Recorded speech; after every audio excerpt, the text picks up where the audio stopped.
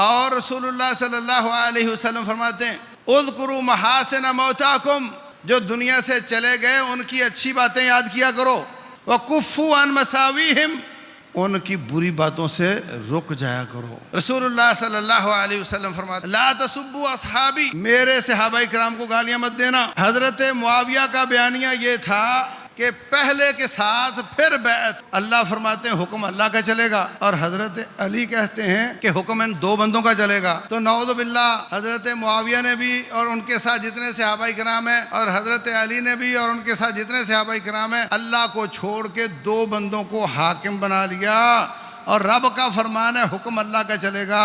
یہ کہتے ہیں حکم دو بندوں کا چلے گا، لہٰذا رب کے انہوں نے شریک بنا لیا، تو نعوذ باللہ دونوں ہی کافر ہو گئے، اور جتنے ان کے ساتھ ہیں وہ سارے ہو۔ آپ نے جو فرما دیا وہ ہمارے لیے سنت ہے، آپ نے جو کر کے دکھا دیا وہ بھی سنت ہے، اور جو آپ کے زمانے میں صحابہ کرام نے کیا اور آپ نے ان کو منع نہیں کیا وہ بھی سنت ہے۔ جو شخص ان کے ان دنوں کو پڑھتا ہے یا یوٹیوب پر ایسے بے وقوف کو سنتا ہے جو اس پر ڈسکس کرتا ہے، وہ سلیم القلب واپس نہیں آئے گا، اس کا دل صاف نہیں رہے گا، وہ لازمی کسی نہ کسی کے خلاف بغض لے کر ہی آئے گا۔ ہر میسج پڑھنے کا نہیں ہوتا، ہر کلپ سننے کا نہیں ہوتا، جو تیرے مقصد حیات سے میل کھاتا ہے وہ دیکھ، ورنہ زندگی برباد کر لے گا۔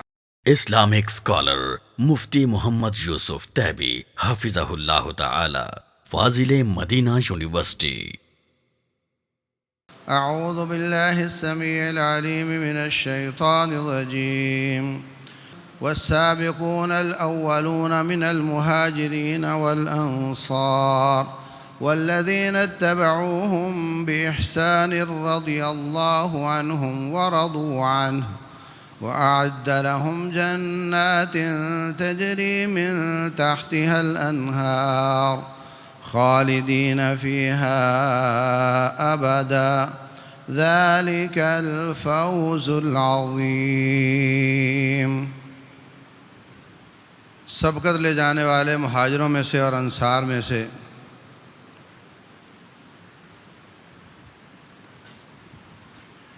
اور جن لوگوں نے ان کی پیروی کی احسن طریقے سے، اللہ تبارک و تعالیٰ ان پر راضی ہو گیا، وہ اللہ پر راضی ہو گئے۔ ان کے لیے جنتیں تیار کی ہیں جس میں وہ ہمیشہ رہیں گے، اور بہت بڑی کامیابی ہے۔ محترم سامعین اور سامعات، اسلام اخلاق سکھانے والا دین ہے، چھوٹوں پر شفقت اور بڑوں کا احترام سکھاتا ہے۔ باپ کا احترام کرنا چاہیے، چاچے تائے کا احترام کرنا چاہیے، دادے نانے کا احترام کرنا چاہیے، ہر بڑی عمر کے آدمی کا چھوٹے احترام کریں۔ پھر جو دین سے متعلقہ لوگ ہیں ان کا حق ہے کہ ان کا احترام کیا جائے۔ لوگ اپنے پیروں کا بڑا احترام کرتے ہیں،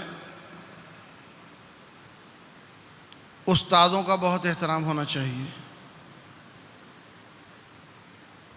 ان سب سے پہلے رب کے ولی اور پہلے عالم دین اور پہلے اسلام کا جھنڈا اٹھانے والے اور پہلے مجاہدین اور پہلے غازی اور پہلے شہداء، ان کا نام صحابہ اکرام ہے۔ ان سے بڑا اس امت میں کوئی ولی ہو نہیں سکتا۔ جتنے بڑے اولیاء کرام صحابہ کرام ہیں ان سے بڑھ کر کوئی ولی نہیں ہو سکتا۔ جتنے لوگوں کو ولی کہا جاتا ہے ان کی تربیت کسی امتی نے کی ہوگی، اور صحابہ کرام کی تربیت خود رسول اللہ صلی اللہ علیہ وسلم نے کی ہوگی۔ کیا امتی کی تربیت اور نبی کی تربیت میں فرق نہیں ہوگا؟ اس لیے ان سے بڑھ کر کوئی ولی نہیں۔ اگر اولیاء کا احترام ہے تو سب سے ولی صحابہ کرام ہیں، سب سے بڑے ولی وہ ہیں۔ اگر دینداروں کا احترام ہے تو سب سے زیادہ دیندار صحابہ کرام ہیں۔ اگر عمر میں بڑے ہونے کا حساب ہے تو ہم سب سے عمر میں اس امت میں بڑے وہ ہیں۔ جو بھی پیرامیٹر آپ طے کر لیں احترام کا، اس پر وہ صادق آتے ہیں، پورے اترتے ہیں، تو ان کا حق ہے کہ ان کا احترام کیا جائے، اور ان کا احترام، ان کی عزت، ان سے محبت یہ اللہ کی وجہ سے ہے، دین کی وجہ سے ہے۔ جب وجہ بیچ میں رب کا دین ہے تو جس کی ان سے محبت شدید ہوگی اس کا دین شدید ہوگا، جن کی ان سے محبت کمزور ہوگی اس کا دین کمزور ہوگا، کیونکہ وجہ بیچ میں دین ہے۔ اور جو محبت کمزور ہوگی تو دین کمزور ہوگا، اور اگر محبت نفرت میں بدل جائے تو ایمان نفاق میں بدل جاتا۔ رسول اللہ صلی اللہ علیہ وسلم فرماتے ہیں کہ انصاریوں سے محبت کرنا ایمان ہے، اور انصاریوں سے نفرت کرنا، بغض رکھنا یہ نفاق ہے۔ تو صحابہ کرام سے محبت چونکہ اللہ کی وجہ سے ہے، اس لیے جتنی زیادہ محبت ہے اتنا زیادہ ایمان ہے، اور جتنی نفرت ہے اتنا زیادہ نفاق اور کفر ہے۔ ایک عام مسلمان ہیں، ان کی آپس میں محبت ایمان کی وجہ سے ہے، نہ برادری ایک ہے، نہ رنگ ایک جیسا ہے، نہ قد ایک جیسا ہے، نہ پیسہ ایک جیسا ہے۔ یہ جتنے بھائی بیٹھے ہوئے ہیں سب کے برادریاں الگ الگ، شکلیں الگ الگ، پیسے الگ الگ، کوئی غریب ہے کوئی امیر ہے، آپس میں محبت کیوں ہے؟ اللہ کی وجہ سے۔ تو جتنا رب کے قریب ہوں گے اتنے آپس میں قریب ہوں گے، جتنا رب سے دور ہوں گے اتنے آپس سے دور ہوں گے، کیونکہ وجہ بیچ میں ایمان ہے۔ تو صحابہ کرام وہ سب سے پہلے مومن ہیں اس امت کے، ان سے محبت ایمان کی وجہ سے ہے، اور اگر کوئی ان سے بغض رکھتا ہے تو وہ بغض بھی نفاق اور کفر کی وجہ سے۔ اللہ تبارک و تعالی فرماتے ہیں والذین جاءوا من بعدہم یقولون، ایک انصاری ہیں، ایک مہاجر ہیں، اور ایک بعد میں آنے والے لوگ ہیں۔ ان کا وتیرہ یہ ہے، وہ یہ زبان پر دعا رکھیں، یقولون ربنا اغفر لنا، یا اللہ ہمیں معاف کر دے، وَلِإِخْوَانِنَا الَّذِينَ سَبَقُونَا بِالْإِيمَانِ، جو ہم سے پہلے ایمان پر سبقت لے گئے ان کو بھی معاف کر دے، وَلَا تَجْعَلْ فِي قُلُوبِنَا غِلًّا، ہمارے دلوں میں ان کے بارے میں کینہ پیدا نہ ہو، ہمارے دلوں میں ان کے بارے میں کینہ پیدا نہ ہو۔ وَلَا تَجْعَلْ فِي قُلُوبِنَا غِلًّا لِلَّذِينَ آمَنُوا، ان کے بارے میں ہمارے دلوں میں کینہ نہیں ہونا چاہیے۔ یہ دعا کرنی ہے، یہ اللہ تعالیٰ کا حکم ہے کہ بعد میں آنے والے یہ دعا کریں۔ اور کوئی شخص شفا کی دعا کرتا رہے اور ڈاکٹر کہے سگریٹ کی وجہ سے بیماری آئی ہے تو سگریٹ بھی دبا کر پیے اور شفا کی دعا بھی کرے، ہاں، ڈاکٹر نے جو کہا کہ تیرے یہ نشہ کرنے کی وجہ سے بیماری آئی ہے، نشہ بھی دبا کر کرے اور دعا بھی دبا کر کرے، یا اللہ شفا دے دے، عقل مند ہوگا۔ تو دعا کرنے کے ساتھ ساتھ جو بیماری کا سبب ہے وہ سبب بھی دور ہونا چاہیے نا،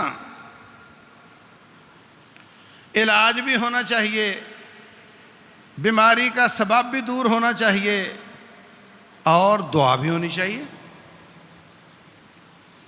دلوں میں صحابہ کے بارے میں بغض کی دعا کرنے کا رب نے حکم دے دیا کہ یا اللہ بغض پیدا نہ ہو،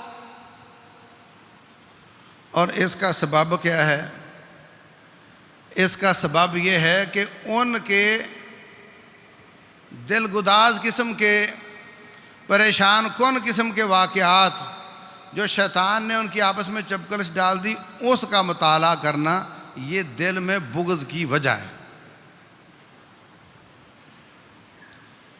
ان کے آپس میں نکاش، شقاق، مخالفت کے جو واقعات ہوئے ان کا مطالعہ کرنا، یہ دلوں میں بغض کی وجہ ہے۔ جب آپ پڑھیں گے تو لا محالہ آپ ایک طرف ہو جائیں گے، کوئی ادھر ہو جائے گا، کوئی ادھر ہو جائے گا۔ ادھر ہو گئے تو ان کا بغض دل میں آئے گا، ادھر ہو گئے تو ان کا بغض دل میں آئے گا۔ اور رسول اللہ صلی اللہ علیہ وسلم فرماتے ہیں اذکروا محاسن موتاکم، جو دنیا سے چلے گئے ان کی اچھی باتیں یاد کیا کرو، وَكُفُّوا عَن مَسَاوِيهِمْ، ان کی بری باتوں سے رک جایا کرو۔ جو دنیا سے چلے گئے ان کی اچھی باتیں یاد کیا کرو، ان کی بری باتیں یاد نہ کیا کرو۔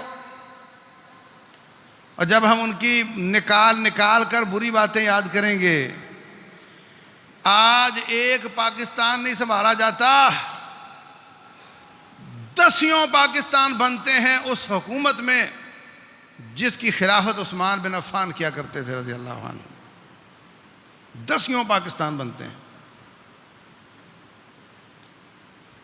اتنے علاقے فتح کر کے تمہیں دے گئے، اسلام نافذ کر کے نمونہ بنا کر کے تمہیں دے گئے، وہ اچھی باتیں کوئی یاد نہ کرے اور مکھی کی طرح سارے جسم پر گھومتی رہتی ہے، جہاں پیپ نظر آئے وہاں آ کر کے بیٹھ جاتی ہے۔ اچھے جسم کے اوپر نہیں بیٹھتی، تلاش کرتی رہتی ہے، جہاں پیپ نظر آئے وہاں بیٹھتی ہے۔ تو سارے ان کے سنہری ابواب کہ دشمن کہے کہ ایک عمر اور آ جاتا تو ہماری چھٹی ہو جاتی، وہ سنہرے ابواب نظر نہ آئیں،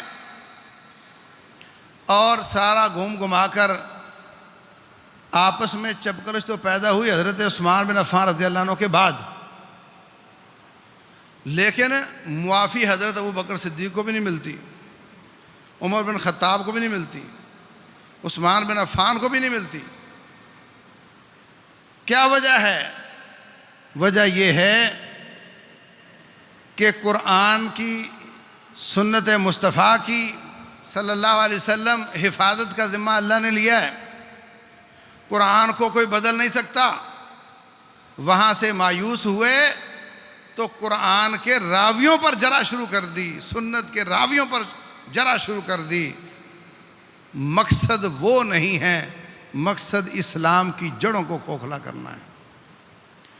سارا قرآن راویوں کے ذریعے ہم تک پہنچا، ہر آیات کی روایتیں ہیں۔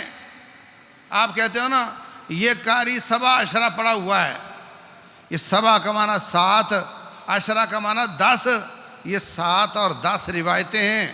ایک ہی آیت کو 10 راویوں نے روایت کیا ہے، ایک ہی آیت کو 7 راویوں نے روایت کیا ہے۔ ان کو قراءت 7 کہہ دیتے ہیں، ان کو قراءت عشرہ کہہ دیتے ہیں۔ ان کی باقاعدہ روایتیں ہیں، مجھے فلاں نے قرآن کی آیت بیان کی، اس کو فلاں نے آیت بیان کی، اس کو فلاں نے آیت بیان کی، اس کو صحابی نے بیان کیا، اس کو رسول اللہ نے بیان کیا صلی اللہ علیہ وسلم۔ تو جب بیچ میں پہلا راوی صحابی کو آپ کمزور قرار دے دو گے تو پھر اسلام کہاں سے ثابت ہوگا؟ جب اس پر آپ اپنا ہاتھ صاف کر لو گے پھر حدیث کہاں سے ثابت ہوگی؟ جب پہلا راوی ضعیف ہو گیا تو پھر اگلوں کی تلاش کرنے کی کیا ضرورت پڑے گی؟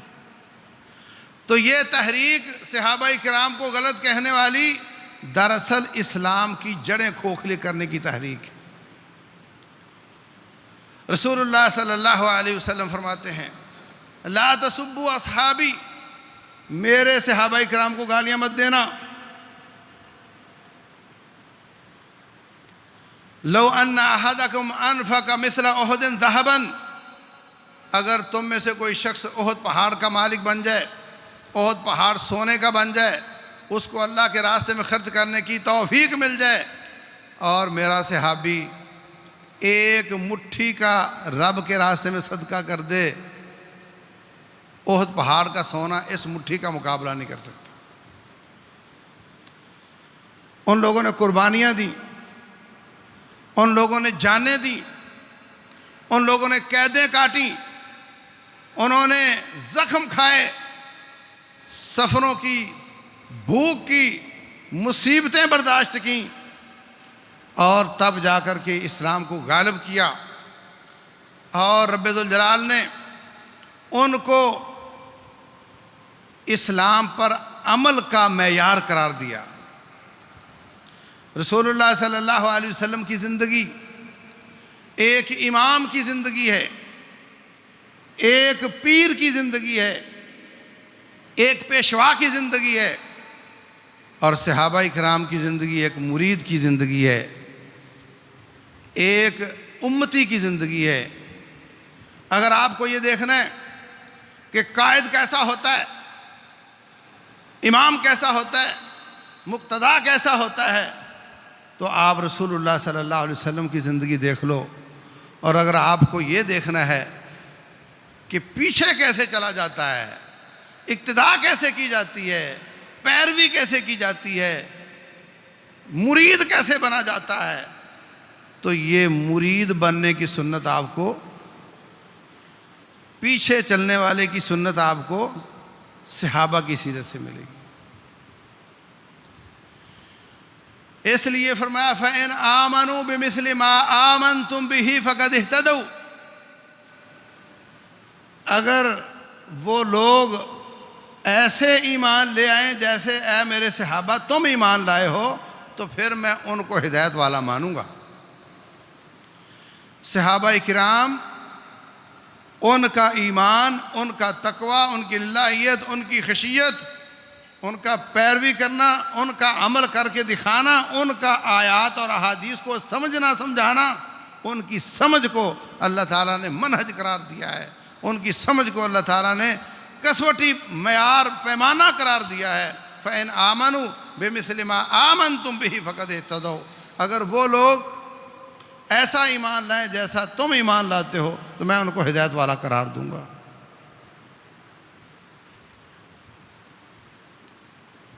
اگر صحابہ کرام سے آگے بڑھنے کی کوشش کی تو ان کا ایمان معتبر نہیں رہے گا، اگر ان سے پیچھے رہنے کی کوشش کی وہ بھی ان جیسا قرار نہیں پائے گا جو ان سے آگے بڑھنے کی کوشش کرتا ہے، وہ بھی فیل ہو جائے گا، جو ان سے پیچھے رہ جاتا ہے وہ بھی فیل ہو جائے گا۔ کامیاب وہ ہوگا جو صحابہ کرام کے معیار کو اپنائے، اس کے مطابق کام کریں۔ اللہ اکبر۔ رسول اللہ صلی اللہ علیہ وسلم، آپ نے کوئی غنیمت تقسیم کی، ایک آدمی آیا ذوالخویسرہ، کہتا ہے یہ جو آپ نے تقسیم کی ہے نا، اس سے آپ کا مقصد رب کو راضی کرنا نہیں ہے، نعوذ باللہ۔ ایک روایت میں یہ ہے، دوسری میں یہ ہے کہ رسول اللہ صلی اللہ علیہ وسلم نے جب تقسیم کی تو کہتا ہے یہ ایسی تقسیم ہے کہ جو کہتا ہے اعدل یا محمد، محمد عدل کرو، نعوذ باللہ، صلی اللہ علیہ وسلم۔ آپ نے فرمایا میں عدل نہیں کروں گا تو اور کون کرے گا؟ میں عدل نہیں کروں گا تو اور کون کرے گا؟ اما تامنونی وانا امین من فی السماء، تم مجھے امین نہیں مانتے، مجھے تو آسمان والا امین مانتا ہے۔ حضرت خالد تھے یا حضرت عمر تھے، کہنے لگے آپ اجازت دیں میں اس کی گردن کاٹتا ہوں، منافق ہے یہ۔ آپ نے فرمایا چھوڑ دو، ایک روایت میں اس کو چھوڑ دو، ہو سکتا ہے نماز پڑھتا ہو، ایک روایت میں مجھے اللہ تعالیٰ نے نمازیوں کو قتل کرنے سے منع کیا ہے، ایک روایت میں اس کو چھوڑ دو، لوگ کہیں گے محمد اپنے ساتھیوں کو قتل کرتا ہے، صلی اللہ علیہ وسلم۔ اب آپ دیکھ لو باجوڑ میں کیا ہوا. ہمارا ان کے ساتھ عقیدے کا یا منہج کا یا کوئی اختلاف ہو سکتا ہے، لیکن تھے تو مسلمان نا. ان مسلمانوں کو، ان نمازیوں کو بم پھوڑ کر سب کو شہید کر دیا گیا، تقریباً 100 کے برابر. کس نے کیا؟ کیوں کیا؟ یہ اسی بابے کی نسل آ رہی ہے، اسی بابے کی نسل آ رہی ہے. رسول اللہ صلی اللہ علیہ وسلم فرمایا یخرج من ضعضع ھذا ناس، اس بابے کی نسل سے ایسے لوگ نکلیں گے تحقرون صلواتکم عند صلواتہم، ان کی نمازوں کے سامنے صحابہ کرام تم اپنی نمازیں کم سمجھو گے.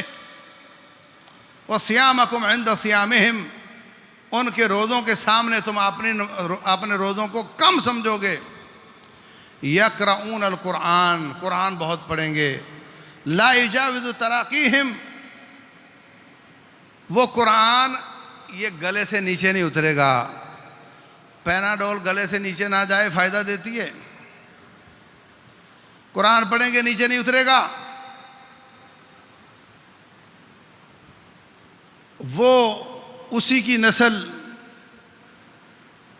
کہ صحابہ کرام کے مقابلے میں ان کی نمازیں زیادہ، ان کے روزے زیادہ. جب آپ کسی سے بھی زیادہ نماز پڑھتے ہو تو وہ آپ کو ہیچ نظر آتا ہے، وہ آپ کو گناہ گار نظر آتا ہے. جس ظالم کے معیار اور سانچے میں رسول اللہ صلی اللہ علیہ وسلم پورے نہ آتے ہوں، امتی کون آ سکتا ہے بھائی پورا؟ جس نے آپ کو فرما دیا عدل کیجئے، بعد میں اس کو کون عادل نظر آئے گا؟ ان ظالموں نے صحابہ کرام کے بچوں پر کام کیا، ان کا برین واش کیا.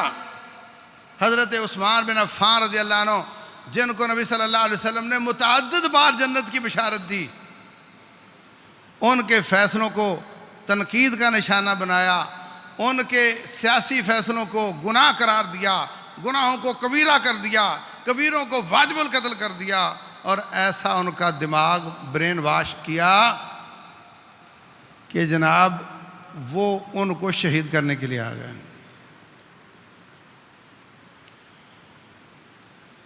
آج جس دن ان کو شہید کیا گیا، اس دن تک کوئی زبان ابو بکر صدیق یا عمر بن خطاب یا عثمان بن عفان کو برا نہیں کہتی تھی، کوئی زبان.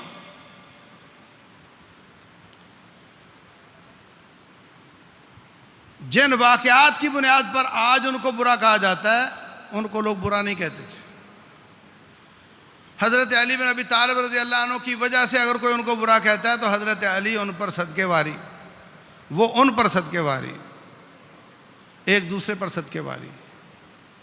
حضرت علی رضی اللہ تعالیٰ عنہ نے ابو بکر صدیق کی بھی بیعت کی، حضرت عمر بن خطاب کی بھی بیعت کی، حضرت عثمان کی بھی بیعت کی. جبرن نہیں کی.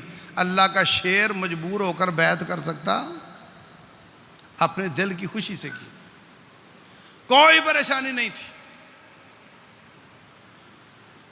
حضرت عثمان بن عفان رضی اللہ تعالیٰ عنہ شہید ہوئے. بلوائیوں نے، عبداللہ بن سبا کی تحریک کے کارندوں نے یہ کام کیا، مصر سے آ کر، شام سے آ کر لوگوں کی برین واشنگ کی اور ان کو شہید کر دیا. اب اس کے بعد پھر فتنے شروع ہو گئے.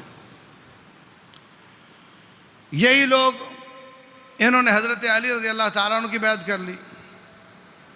یہی لوگ اب اگلے تمام فتنوں میں، حضرت عائشہ رضی اللہ تعالیٰ عنہ، حضرت طلحہ اور زبیر، عائشہ بھی جنتی ہیں. طلحہ فرمایا طلحہ تو فی الجنہ، طلحہ جنتی ہے. زبیر فی الجنہ، زبیر جنتی ہے، عشرہ مبشرہ میں سے ہیں. یہ لوگ حرمین سے لوگوں کو ساتھ لے کر آئے ہیں اور حضرت عائشہ کو ساتھ لے کر آئے ہیں کہ ہم علی بن ابی طالب امیر المومنین رضی اللہ عنہ کا بازو بنیں گے اور مخالفت کرنے والے بلوائی اور خارجی اسی بابے کی جو اولاد ہے ان کا ہم مقابلہ کریں گے۔ حضرت علی کہتے ہیں بھی کدھر آئے ہو اتنے لوگ لے کر؟ کہنے لگے امیر المومنین یہ آپ کے لیے ہیں، سارے لوگ آپ کے لیے لائے ہیں۔ ٹھیک ہے، دونوں طرف مطمئن ہو کر بیٹھ گئے۔ شام ہوئی تو اس بابے کی اولاد ان بلوائیوں تکفیریوں نے ادھر سے ادھر کھڑے ہو کر ادھر فائرنگ شروع کر دی، ادھر کھڑے ہو کر ادھر شروع کر دی۔ اب آپ کی طرف تیر آ رہا ہے، آپ کا ساتھی اس کا گلا کٹ گیا ہے تو برداشت کرو گے؟ پھر ایک نہیں دسیوں آ رہے ہیں۔ حضرت علی کہتے ہیں کہ ابھی تو بات ہوئی تھی کہ سارا لشکر تیرے لیے لے کر آئے ہیں اور ابھی لڑائی شروع کر دی ہے، یہ کیا ہوا؟ انہوں نے لڑائی شروع نہیں کی، یہی تھے بیچ میں کہ اگر یہ لشکر مکے سے مدینہ سے کیوں آئے ہیں؟ ہمیں مارنے کے لیے۔ اگر یہ اکٹھے ہو گئے تو ہمیں مار دیں گے، اس لیے ان کو آپس میں لڑاؤ۔ اس کو جنگ جمل کہتے ہیں، جس میں حضرت طلحہ بھی شہید ہو گئے، حضرت زبیر بھی شہید ہو گئے، اور بھی بہت شہید ہو گئے۔ اس کے بعد یہی لوگ اکسا رہے ہیں، ابھار رہے ہیں، جناب حضرت معاویہ نے ابھی تک بیعت نہیں کی، ان پر حملہ کرنا ہے۔ ان پر حملہ ہوا، اس کو جنگ صفین کہتے ہیں۔ حضرت معاویہ بن ابی سفیان نے قرآن اٹھا لیے کہ ہم فیصلہ چاہتے ہیں، ہم لڑنا نہیں چاہتے، رضی اللہ عنہ۔ جنگ ٹھنڈی ہو گئی۔ اچھا بھئی ایک نمائندہ آپ دے دو، ایک ہم دے دیتے ہیں، فیصلہ کس بات کا ہونا ہے؟ خلیفہ کون ہوگا؟ نہیں، خلیفہ مسلم ہے، علی بن ابی طالب خلیفہ ہیں، سب مانتے ہیں کہ خلیفہ ہیں۔ ان کے ہوتے ہوئے یہ فیصلہ نہیں ہوگا کہ خلیفہ کون ہوگا، فیصلہ یہ ہوگا کہ ان حضرت عثمان کے قاتلوں سے قصاص کیسے لینا ہے۔ کیونکہ حضرت معاویہ کا بیانیہ یہ تھا کہ پہلے قصاص پھر بیعت، قاتل آپ کی صفوں میں ہیں، ان سے قصاص لیں، جب قصاص ہو جائے گا تو میں آ کر بیعت کر لوں گا۔ حضرت علی بن ابی طالب رضی اللہ عنہ کہتے تھے بھائی آؤ میرے ہاتھ مضبوط کرو تو ہم ان سے بدلہ لیں۔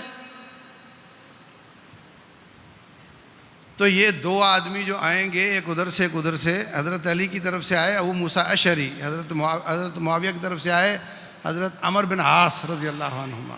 ان دونوں نے فیصلہ کرنا ہے کہ کیا ترتیب لگائیں کہ قصاص بھی ہو جائے اور بیعت بھی ہو جائے۔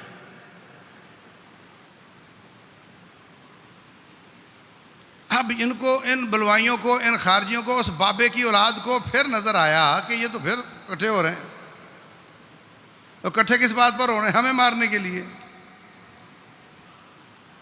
اور ایک بار داؤ چل گیا کہ ہم نے ان کو لڑا دیا تھا، اب تو وہ بھی چلنے کا نہیں ہے، وہ رات کا وقت تھا۔ یہ حضرت علی رضی اللہ عنہ کی صفوں سے الگ ہوئے اور جا کر انہوں نے یہ شور شروع کر دیا کہ دیکھو اللہ فرماتے ہیں حکم اللہ کا چلے گا، اور حضرت علی کہتے ہیں کہ حکم ان دو بندوں کا چلے گا۔ تو نعوذ باللہ حضرت معاویہ نے بھی اور ان کے ساتھ جتنے صحابہ کرام ہیں، اور حضرت علی نے بھی اور ان کے ساتھ جتنے صحابہ کرام ہیں، اللہ کو چھوڑ کے دو بندوں کو حاکم بنا لیا، اور رب کا فرمان ہے حکم اللہ کا چلے گا، یہ کہتے ہیں حکم دو بندوں کا چلے گا، لہٰذا رب کے انہوں نے شریک بنا لیا۔ تو نعوذ باللہ دونوں ہی کافر ہو گئے، اور جتنے ان کے ساتھ ہیں وہ سارے ہی ہو گئے۔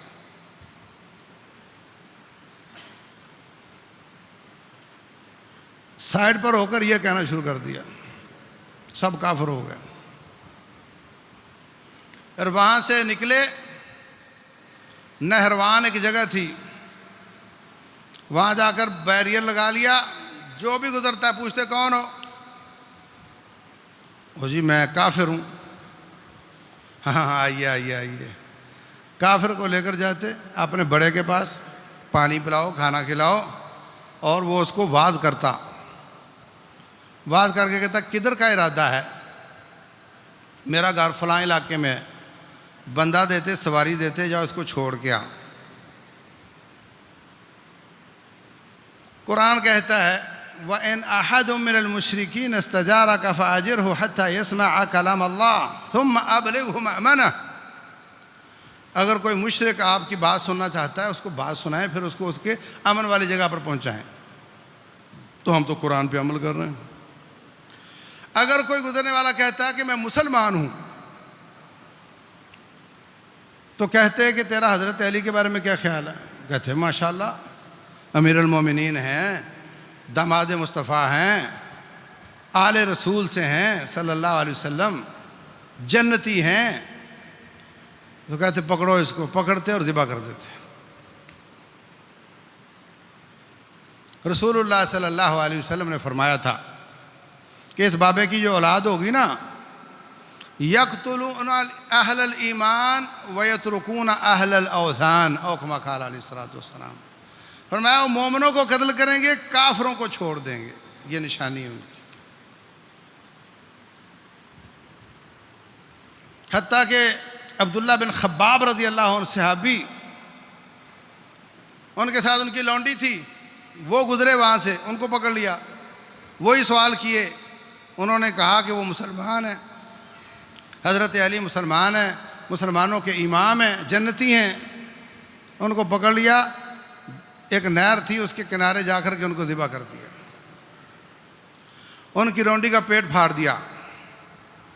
حضرت علی رضی اللہ تعالیٰ عنہ کو جب پتہ چلا تو انہوں نے کہا کہ اب حد ہو گئی۔ حضرت عبداللہ بن عباس کو بھیجا سمجھانے کے لیے۔ وہ کہتے ہیں کیا پریشانی ہے تمہاری؟ اچھے کپڑے پہن کر گئے تھے تو اس پہ اعتراض شروع کر دیا، اچھے کپڑے کیوں پہنے ہوئے ہیں؟ میں مختصر کرتا ہوں۔ کہنے لگے یہ بتاؤ کہ جو پہلا حملہ ہوا تھا حضرت طلحہ زبیر اور حضرت عائشہ پر رضی اللہ عنہم، تو وہاں جب لڑائی ہوئی تھی تو جو وہاں پہ قتل ہوئے ان کا مال غنیمت کیوں نہیں بنایا گیا؟ اور جو زخمی ہوئے تھے ان کو قیدی کیوں نہیں کیا گیا؟ لونڈیاں اور غلام کیوں نہیں بنایا گیا؟ اگر وہ کافر تھے تو یہ سارے کام کرنے چاہیے تھے، اور اگر وہ مسلمان تھے تو پھر ان پر حملہ کیوں کیا؟ حضرت عبداللہ بن عباس کہنے لگے وہ مسلمان ہیں اور مسلمان تھے، بیچ میں شیاطین نے لڑائی کروا دی تھی، اور جہاں تک لونڈی اور غلام بنانے کا تعلق ہے تو وہ آپ کی ماں عائشہ تھیں، بتاؤ تم میں سے کون لونڈی بنانا چاہتا ہے؟ تو شرمندہ ہو کے سر جھکا لیے۔ اور کیا مسئلہ ہے تمہارا؟ اور مسئلہ یہ ہے کہ اللہ کو چھوڑ کے دو بندوں کا فیصلہ لینے کا انہوں نے کہہ دیا ہے۔ آج بھی کئی جماعتیں ان آیات کو بہت زیادہ پڑھتی ہیں۔ ان الحکم الا للہ، حکم اللہ کا۔ آپ ان کا درس سن لو، کچھ بھی جب بھی ان کو موقع ملے گا یہ آیت پڑھیں گے، ان الحکم الا للہ، حکم اللہ کا۔ من لم يحکم بما انزل اللہ فاولئک هم الکافرون، جو اللہ کے نازل کردہ احکام کے مطابق فیصلے نہیں کرتا وہ کافر ہے۔ اللہ نے یہاں 3 لفظ استعمال کیے ہیں، اولئک هم الفاسقون، وہ گناہ گار ہیں، اولئک هم الظالمون، وہ ظالم ہیں، اولئک هم الکافرون، وہ کافر ہیں، مگر وہ صرف ایک جملہ بولیں گے، کافرون والا، ظالمون والا اور فاسقون والا وہ نہیں پڑھیں گے۔ حضرت عبداللہ بن عباس فرمانے لگے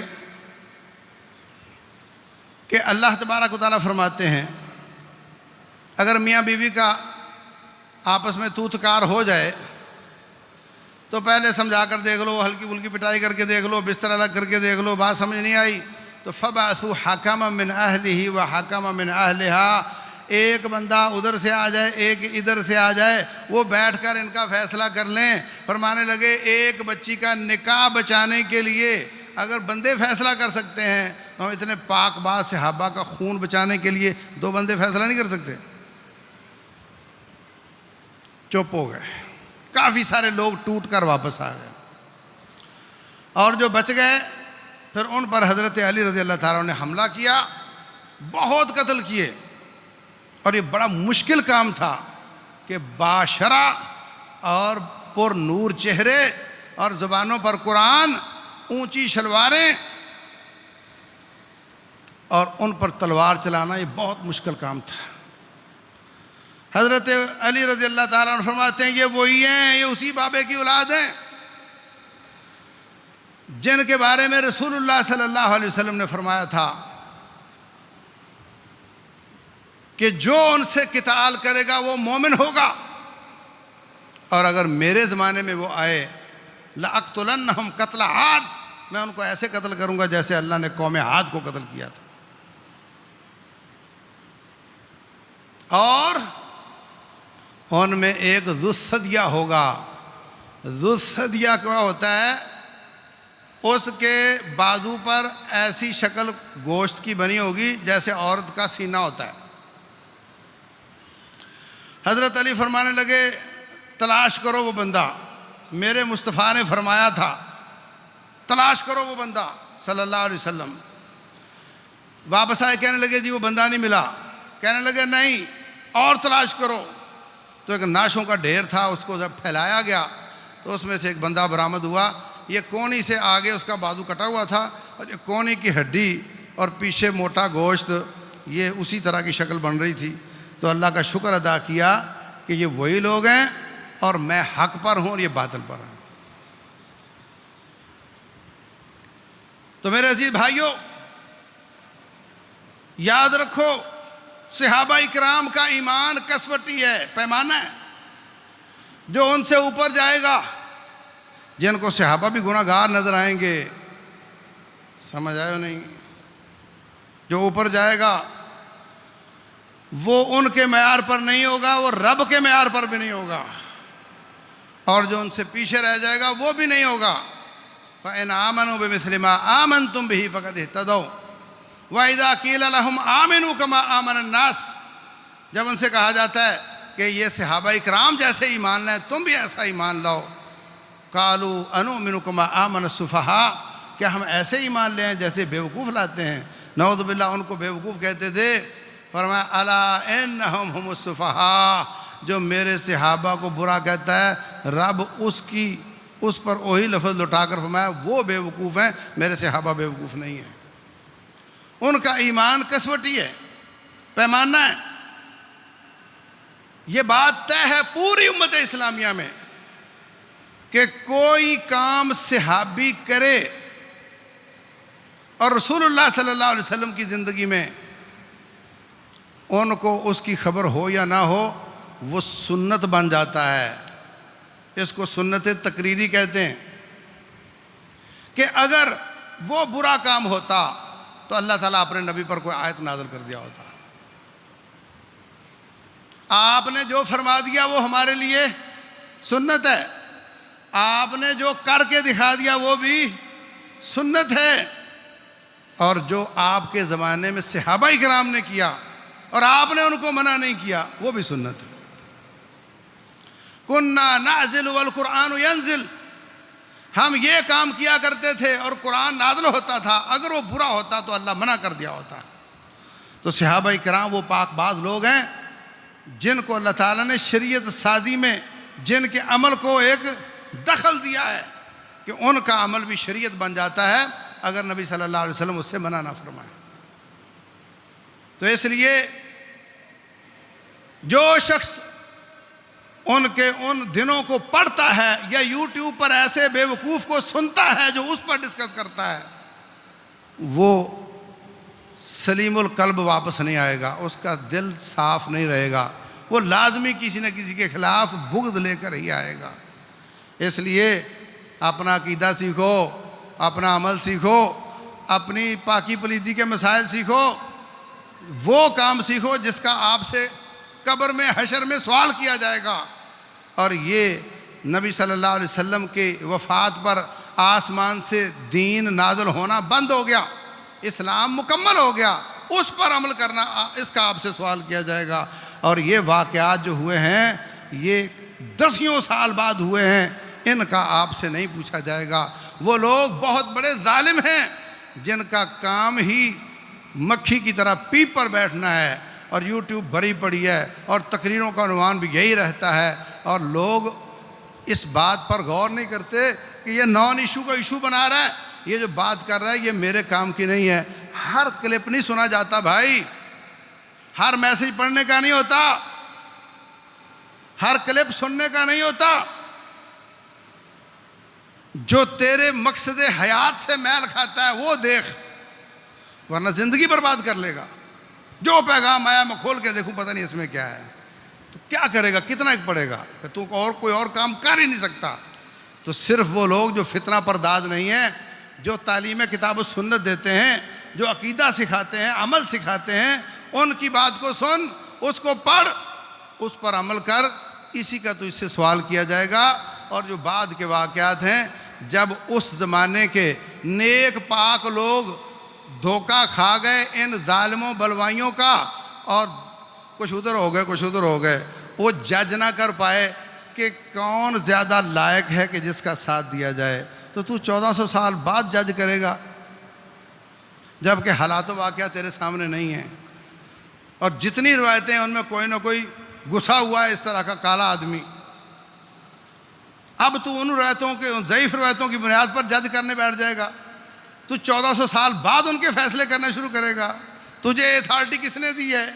تجھے کچھ نہیں ملنا سوائے اس کے کہ ان کے بارے میں بغض لے کر دنیا سے جاؤ گے، اور ان کے بارے میں بغض رکھنا نفاق کی نشانی ہے۔ اللہ تبارک و تعالی سمجھنے اور عمل کرنے کی توفیق عطا فرمائے۔